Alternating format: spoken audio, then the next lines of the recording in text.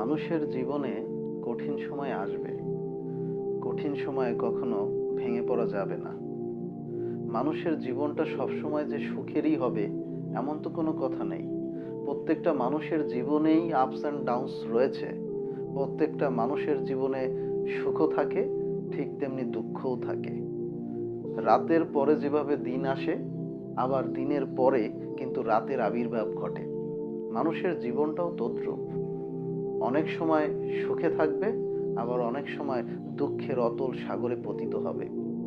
আর যখন দুঃখের সাগরে পতিত হবে, তখন মানুষকে মনোবল হারালে চলবে না।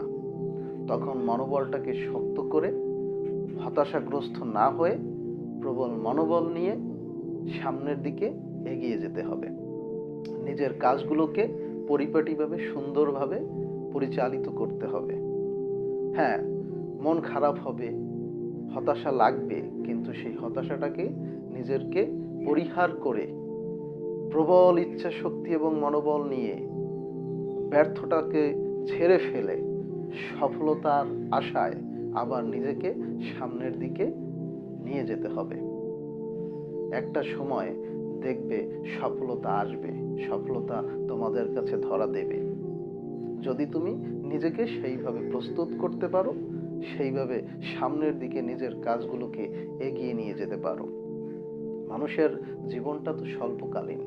এই স্বল্পকালীন জীবনে মানুষকে সফল হতে হলে একাগ্রচিত্ত মনোবল নিয়ে, প্রবল ইচ্ছাশক্তি নিয়ে, প্রবল স্পৃহা নিয়ে, কঠোর পরিশ্রম করে সামনের দিকে এগিয়ে যেতে হবে।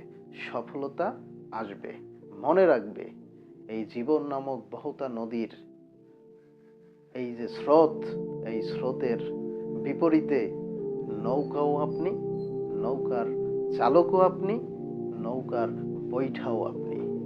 এবং এই জীবন নামক বহমান যে স্রোতধারা, এই স্রোতধারাকে নিজেকে তৈরি করার জন্য কারিগরও আপনি, নায়কও আপনি।